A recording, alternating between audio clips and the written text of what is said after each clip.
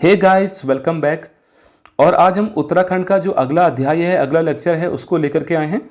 और आज हम बात करते हैं उत्तराखंड में जो पिछले वीडियो हम लोग ने पढ़ा था, किस प्रकार के आंदोलन हुए थे, उसके बाद जो क्रम अनुसार जो अगला आंदोलन हुआ था या फिर अगला कोई इंपॉर्टेंट परिषद बना था, उसकी हम लोग बात करते हैं।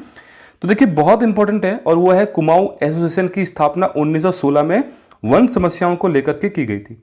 यानी कि उस समय कुमाऊं में, आपको था कि दो तीन चीजें थी जिसको लेकर के युवा वर्ग खासकर आक्रोशित था, जिसमें एक है वन समस्या, यानी कि जो अंग्रेजों के द्वारा जो अंधाधुंध रूप से वनों का कटान किया जा रहा था और जो जमींदार वर्ग था, उन जमींदार वर्ग को लाभ पहुंचाया जा रहा था। तो उसके लिए, यानी कि उसको वनों को बचाने के लिए 1916 में कुमाऊं एसोसिएशन की स्थापना कुमाऊं के बड़े बड़े नेताओं के द्वारा या उनके दबाव के द्वारा की गई। सेकंड हम लोग पढ़ते हैं।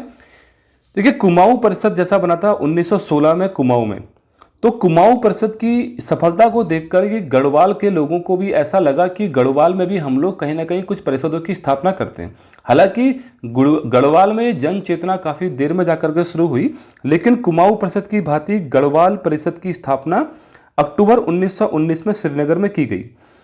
हालांकि इसका जो प्रथम अधिवेशन था वो अक्टूबर यानी कि कोटद्वार में नवंबर 1920 को हुआ। ये उतना जितना कुमाऊं परिषद ने सभाएं आयोजित की या कुमाऊं परिषद ने गढ़वाल और कुमाऊं के लोगों को साथ में लेकर के आगे बढ़ा, ये परिषद कोई इतना महत्वपूर्ण परिषद नहीं बना। हालांकि गढ़वाल में इसने लोगों को एकजुट करने के लिए एक अच्छी खासी कोशिश की थी।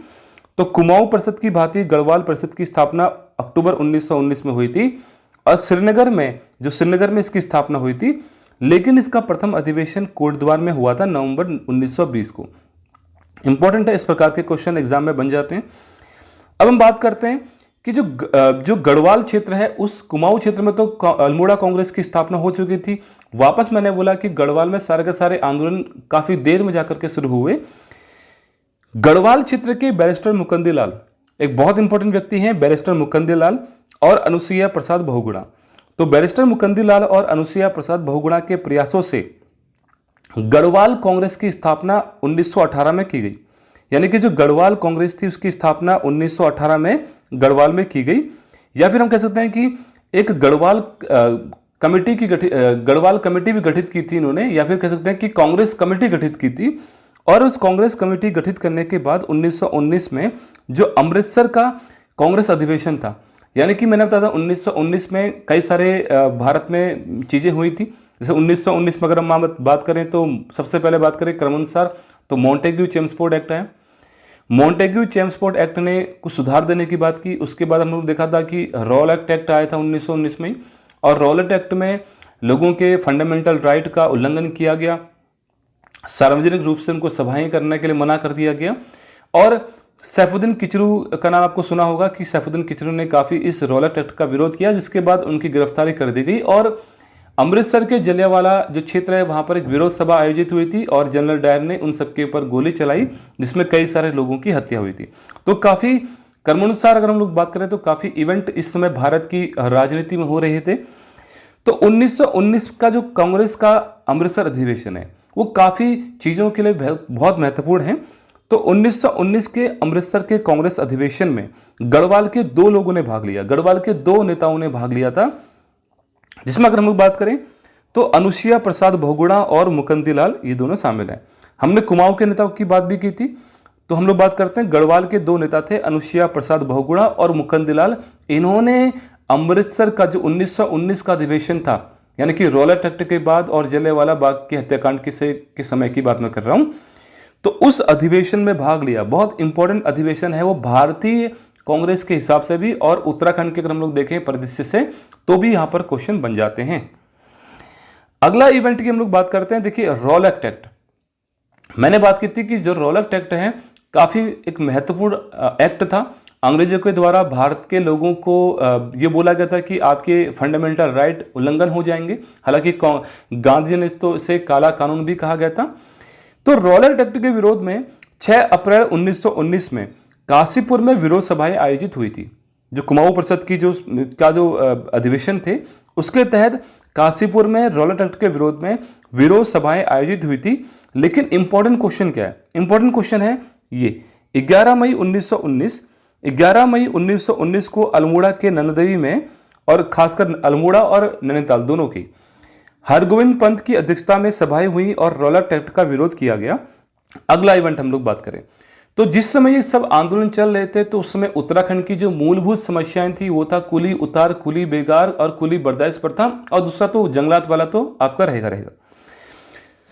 तो 1921 में 1921 जनवरी 1921 यानी कि 13-14 जनवरी 1921 में बात मैं कर रहा हूं, बद्रीदत्त पांडे, गोविंद वल्लभ पंत, चिरंजीव लाल के नेतृत्व में 40,000 स्वतंत्रता संग्राम सेनानियों ने बागेश्वर में सरयू नदी है उसके किनारे इकट्ठा होकर के खड़े हो गए थे, और एक व्यापक जन आंदोलन यहां पर हमको देखने को मिला, जिसमें कोई भी रक्त नहीं बहाया गया, यानी कि कोई भी अंग्रेजों को चोट नहीं पहुंचाएगी। लेकिन उसके बाद भी ये आंदोलन काफी महत्वपूर्ण है, खासकर उत्तराखंड की राजनीति में, क्योंकि इससे जो बद्रीदत्त पांडे हैं उनका जो कद होगा वो काफी बड़ा होकर के निकल करके आएगा। बात करते हैं, देखिए जो कुमाऊं में जो 3 प्रथाएं थी, खासकर कुली उतार, कुली बेगार और कुली बर्दाश्त प्रथा काफी प्रचलित थी, काफी लोगों का शोषण इसमें होता था। तो होता क्या है कि जो गढ़वाल, जो बागेश्वर में जो सरयू नदी के किनारे जो क्षेत्र है वहां पर एक रजिस्टर बना करके लोगों को जबरन काम करा जाता था, उनकी मर्जी के बिना, उनको वेतन नहीं देना या वेतन बहुत कम देना, इस प्रकार की चीजें थी। तो एक कम वर्ष का एक युवक था, यानी कि 17-18 साल का युवक था, शादी के समारोह में, यानी कि उसकी शादी के दिन वो अपने घर चला जाता है शादी के लिए, लेकिन जब अंग्रेज अधिकारी देखते हैं कि रजिस्टर पे उसका नाम नहीं है आज, तो काफी आग बबूला हो जाते हैं। और वो व्यक्ति जब वापस से आता है तो अंग्रेज अधिकारी घोड़े पर बैठकर ही उसके छाती पर 2-3 गोलियां चला देता है। इस सब को देखकर उत्तराखंड के जो खासकर बागेश्वर क्षेत्र या फिर कुमाऊं गढ़वाल दोनों क्षेत्रों में लोगों के मन में एक आक्रोश व्यक्त हुआ कि क्या उत्तराखंड के लोगों का, क्या या भारतीय लोगों का क्या इतना भी अधिकार नहीं है कि वो अपनी शादी विवाह के समारोह में भाग ले पाए? क्या वो 2 या 3 दिन की छुट्टियां भी नहीं ले सकते, जबकि उनको फ्री में काम करना पड़ेगा, बिना कोई वेतन के काम करना पड़ेगा? तो अपने को पशु के समान समझते हुए, यानी कि अपनी जो व्यथा थी, अपना जो स्वभाव था, उसको उन्होंने देखा कि भाई हमारा जो स्वभाव है, हमारा जो हाल है वो तो जानवरों के समान हो चुका है। इसको देख करके लोगों के मन में आक्रोश था, और इस आक्रोश को सही तरीके से भुनाया था बद्रीदत्त पांडे और गोविंद वल्लभ पंत और चिरंजीव लाल लोगों ने। इन्होंने क्या किया, 40,000 लोगों का, 40,000 स्वतंत्रता संग्राम सेनानियों को इकट्ठा करवा दिया बागेश्वर के सरयू नदी के किनारे, और लोगों से आह्वान किया कि आज से कोई भी व्यक्ति कुली उतार, कुली बेगार नहीं करेगा, और हम लोग सब शपथ खाते हैं। और इन्होंने जो बागेश्वर में जो बागनाथ मंदिर है उस मंदिर की ओर हाथ रख के कसम खाई कि आज से हम कुली उतार, कुली बेगार प्रथा नहीं करेंगे, कोई हमको मजबूर करेगा तो हम लोग लाठी खा लेंगे, लेकिन कुली उतार प्रथा हम लोग नहीं करेंगे। इसी प्रकार से समाप्त होगी। अंग्रेजों की जो पुलिस थी वो वहां पर खड़ा होकर तमाशा देख रही थी, लेकिन इस प्रकार का जब आंदोलन हुआ, लोगों ने उसमें बढ़ चढ़कर हिस्सा लिया, तो पुलिस भी असहाय हो गई, कुछ नहीं कर पाई। तो इन 40,000 स्वतंत्रता संग्राम सेनानियों ने जितने भी रजिस्टर थे उन रजिस्टरों पर आग लगाकर सरयू नदी में जाकर उनको बहा दिया। तो रात की ये घटना है। रात को सरयू नदी पर ऐसा प्रतीत होता था जैसे पूरी की पूरी सरयू नदी जो है वो आग में ही नहा गई है। तो एक इम्पॉर्टेंट था। और इसके बाद हम लोग देखेंगे कि गढ़वाल में भी इस प्रकार के आंदोलन हुए, लेकिन वो अब धीरे धीरे हम लोग निकल करके आएंगे। बिल्कुल क्रमानुसार है। आप किसी भी एग्जाम की तैयारी कर रहे हैं, बिल्कुल आपको क्रमानुसार और अच्छे खासे आपको नोट्स यहाँ पर प्रोवाइड हो जाएंगे। टेलीग्राफ चैनल पर भी आप आकर के देख सकते हैं, वहाँ पर आपको PDF लिंक मिल जाएगी। अब हम लोग बात करते हैं जो अगला इंपॉर्टेंट इवेंट हुआ था, वो थे स्वामी सत्यदेव ने, यानी कि जो स्वामी सत्यदेव थे, तो स्वामी सत्यदेव ने इस घटना को कहा था कि ये नॉन कॉपरेशन यानी कि असहयोग आंदोलन है, उसका एक पहला स्टेप है। क्योंकि आपको बताया था कि 1919-1920 के समय पे असहयोग आंदोलन भारत की भूमि में शुरू हो चुका था और खिलाफत आंदोलन तो उससे पहले शुरू हो ही चुका था। तो नॉन कॉपरेशन यानी कि असहयोग का आंदोलन का एक पहला स्टेप है, यानी कि हम लोग को असहयोग करना है, हम लोग को कॉपरेशन नहीं करना है। किसका कॉपरेशन नहीं करना है? हमको अंग्रेजों का कॉपरेशन नहीं करना है। अंग्रेजों की दी हुई चीजें मत पहनो, अंग्रेजों के कस्टम्स का, अंग्रेजों के कानूनों का उल्लंघन करो। तो इस प्रकार का जो था वो असहयोग आंदोलन था। तो स्वामी सत्यदेव ने कहा था कि ये असहयोग आंदोलन का एक तरीके से पहला स्टेप है। और गांधी जी ने तो इसे रक्तविहीन क्रांति की संज्ञा दी थी, तो इसको हम लोग बाद में भी बात करेंगे इसके ऊपर विस्तार से, काफ़ी क्वेश्चन इसमें और डिस्कस करूंगा मैं बाद में, लेकिन अभी क्रमानुसार चल रहा है, जो जो क्वेश्चन हमारे टैकल होते जाएंगे हम लोग उसको अभी पढ़ेंगे। अब हम लोग बात करते हैं अगला इवेंट क्या हुआ है। देखिए स्वराज पार्टी इंपॉर्टेंट है। स्वराज पार्टी 1923 में, देखिए असहयोग आंदोलन शुरू हो चुका था। उस असहयोग आंदोलन काफी चरम सीमा पर था। हालांकि जो जवाहरलाल नेहरू है, सुभाष चंद्र बोस ने तो उस असहयोग आंदोलन के दौरान ऐसा कहा था कि हम लोग इस समय आज़ादी के नशे में थे, यानी कि ऐसा प्रतीत होता था कि शायद भारत अब आज़ाद हो जाएगा। 1920 का जो असहयोग आंदोलन था उस समय ऐसी देश में फिजा बन चुकी थी कि लग रहा था कि उस समय देश आज़ाद हो जाएगा। लेकिन 1922 में चौरी चौरा कांड के बाद गांधी ने जिस प्रकार से वो अपना आंदोलन वापस लिया, उससे कांग्रेस के और युवा वर्ग खासकर जो था वो गांधी जी से उन्होंने अपने आप को अलग कर लिया और गांधी जी का नेचर या गांधी जी के तौर तरीके उनको पसंद नहीं आने लगे। जिसके बाद हम लोग देखते हैं कि भगत सिंह हो या फिर बाकी जो आंदोलनकारी हैं उनकी विचारधारा काफ़ी बदल गई थी। हालांकि भगत सिंह उससे पहले गांधी को सपोर्ट करते थे, लेकिन उसके बाद भगत सिंह की विचारधारा में काफ़ी परिवर्तन आया। तो कांग्रेस में जो बड़ा दल था, यानी कि जो कांग्रेस में जो युवा वर्ग था, उनको उनकी राय को देखते हुए 1923 में एक पार्टी गठित हुई थी, उसका नाम था स्वराज पार्टी। स्वराज पार्टी, स्वराज हमको चाहिए, यानी कि हमको लोकल गवर्नेंस चाहिए। पूरा कंप्लीट इंडिपेंडेंस की तो मांग अभी की नहीं गई है, लेकिन स्वराज, स्वराज का मतलब लोकल गवर्नमेंट हमको, यानी कि लोकल सेल्फ गवर्नमेंट हमको चाहिए। तो स्वराज पार्टी का गठन 1923 में जो है वो किया गया था। मोतीलाल नेहरू और CR दास के द्वारा 1923 में स्वराज पार्टी का गठन किया गया था। तो स्वराज पार्टी और कांग्रेस दोनों में काफ़ी गतिरोध हुआ था कि कांग्रेस चाहती थी कि वो जो चुनाव होते हैं, जो केंद्रीय विधानसभा के जो चुनाव हो या फिर प्रांतीय विधानसभा के चुनाव हो, उनमें भाग ना ले, जबकि स्वराज पार्टी का मानना था कि हमको चुनाव लड़ना चाहिए और संसद में जाकर, यानी कि केंद्रीय विधानमंडल में जाकर के अपनी बातों को अंग्रेजों तक पहुंचाना चाहिए। तो स्वराज पार्टी ने चुनाव लड़ा था और 1923 के बाद जो चुनाव हुए थे उसमें कांग्रेस ने चुनाव नहीं लड़ा था। तो स्वराज पार्टी से जो चुनाव लड़ करके आए हमारे उत्तराखंड के दो बहुत महत्वपूर्ण महानुभाव हैं। एक का नाम है गोविंद वल्लभ पंत। तो गोविंद वल्लभ पंत ने, यानी कि हरगोविंद पंत, एक है हरगोविंद पंत। हरगोविंद पंत ने लड़ा था चुनाव अल्मोड़ा से स्वराज पार्टी के टिकट से। दूसरा गोविंद वल्लभ पंत ने चुनाव लड़ा था नैनीताल से और ये दोनों चुनाव जीते थे। काफी महत्वपूर्ण व्यक्ति थे और चुनाव जीत गए थे। हरगोविंद पंत ने लड़ा अल्मोड़ा से, गोविंद वल्लभ पंत ने लड़ा नैनीताल से और दोनों स्वराज पार्टी के टिकट से चुनाव जीते थे। अब जब चुनाव जीतने के बाद होगा क्या कि जो असेंबली बनेगी उस असेंबली में कहीं ना कहीं एक पार्टी का नेतृत्व जो है चुना जाएगा। तो गोविंद वल्लभ पंत क्योंकि कद में काफ़ी बड़े नेता थे, गोविंद वल्लभ पंत को संयुक्त प्रांत, यानी कि जो यूनाइटेड प्रोविंस इसको हम लोग कहते हैं, यानी कि बाद में जाकर यूपी बन गया था, गोविंद वल्लभ पंत को संयुक्त प्रांत की विधानसभा, जो यूनाइटेड प्रोविंस की जो विधानसभा थी, उसमें स्वराज पार्टी का नेता चुना गया। स्वराज पार्टी का नेता बनकर के निकल करके आए थे हमारे गोविंद वल्लभ पंत। काफी इंपॉर्टेंट है। हालांकि उसके बाद ये कांग्रेस में वापस शामिल होंगे।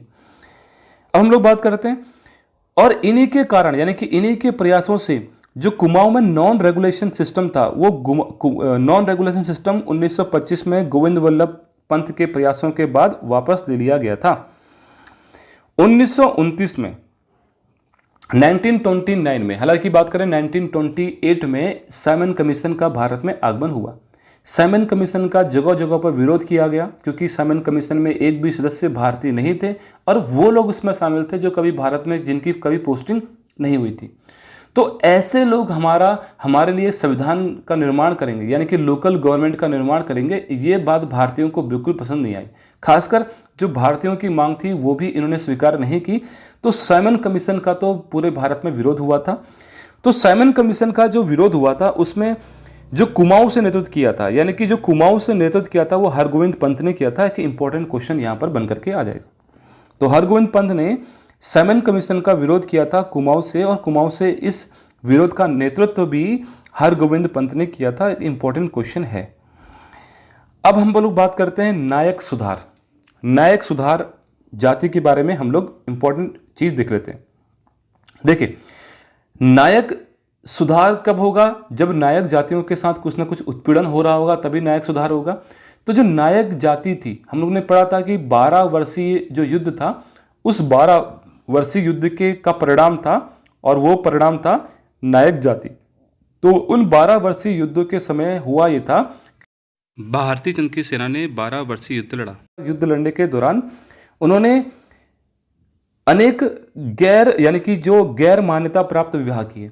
गैर मान्यता प्राप्त विवाह किए का मतलब यह है कि जो विधि विधान से विवाह नहीं किए, बल्कि कुछ महिलाओं को अपने साथ रख लिया और उनके जो बच्चे हुए, उनके जो आगे की पीढ़ियां हुई, तो उनका समाज में कोई अच्छी प्रतिष्ठता नहीं थी, क्योंकि वो एक तरीके से अवैध थे, ऐसा मान सकते हैं। हालांकि मैं हमेशा बोलता हूं कि बच्चे तो कभी अवैध नहीं हो सकते, ठीक है। विवाह हो सकता है कि वैध हो कानून की नज़र से या अवैध हो, लेकिन बच्चे तो कभी अवैध नहीं होते, बच्चे तो वैध होते हैं। लेकिन समाज की नज़र में ये अवैध बच्चे इनको माना गया, तो इनकी समाज में प्रतिष्ठा काफ़ी खराब थी। सामान्य स्कूलों में, जो सामान्य बच्चे जहाँ पर पढ़ते हैं, उन स्कूलों में इनको प्रवेश नहीं दिया जाता था। खासकर सबसे बुरी स्थिति तो थी इनकी महिलाओं की, यानी कि इन लड़कियों की।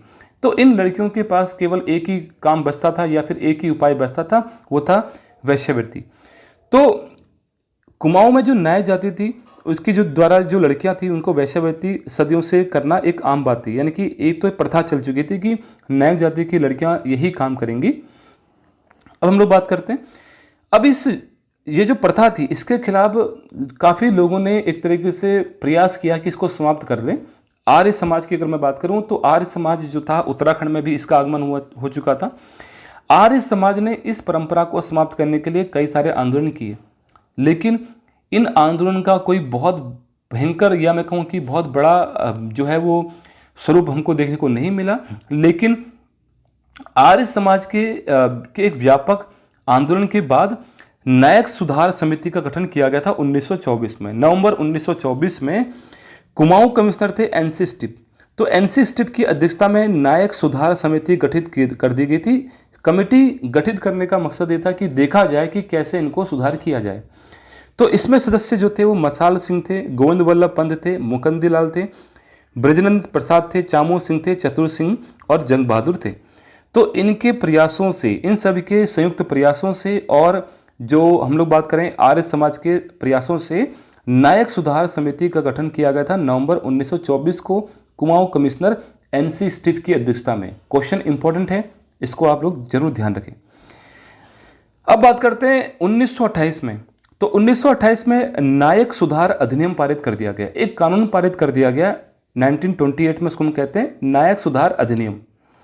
इसके बाद नवंबर 1929 में खासकर बालिकाओं को लेकर नायक बालिका रक्षा कानून लेकर के आया गया। नायक बालिका रक्षा कानून लेकर के आने के बाद इनको कई प्रकार से जो है वो कानूनी मदद मिली, इनको जो है वो आरक्षण वगैरह भी प्रदान किया गया, जिससे हुआ क्या कि जो किशोर लड़कियां थी, वो उनके द्वारा जो वेश्यावृत्ति थी उसको प्रतिबंधित कर दिया गया, कानूनी अमली जामा पहना दिया गया और इस वेश्यावृत्ति को प्रतिबंधित कर दिया गया। और उनकी शिक्षा सुधार व्यवस्था के लिए व्यवस्था की गई, यानी कि उनकी शिक्षा में सुधार किया जाएगा, उनको स्कूलों में भेजा जाए, इस प्रकार की व्यवस्था की गई। तो अगला जो टॉपिक रहेगा उसमें हम लोग पढ़ेंगे कि उत्तराखंड में जो महापुरुष थे उनका आगमन हुआ था, गांधी जी का, नेहरू जी का और बाकी लोगों का आगमन। उसके बाद हम लोग गांधी जी से जुड़े हुए काफ़ी आंदोलन को पढ़ेंगे उत्तराखंड में। तो इस वीडियो को आप जरूर लाइक करें, चैनल को सब्सक्राइब करना ना भूलें, और टेलीग्राम लिंक पे आप जाकर के PDF को डाउनलोड कर सकते हैं, जो आपके नोट्स को काफ़ी मदद करेगा।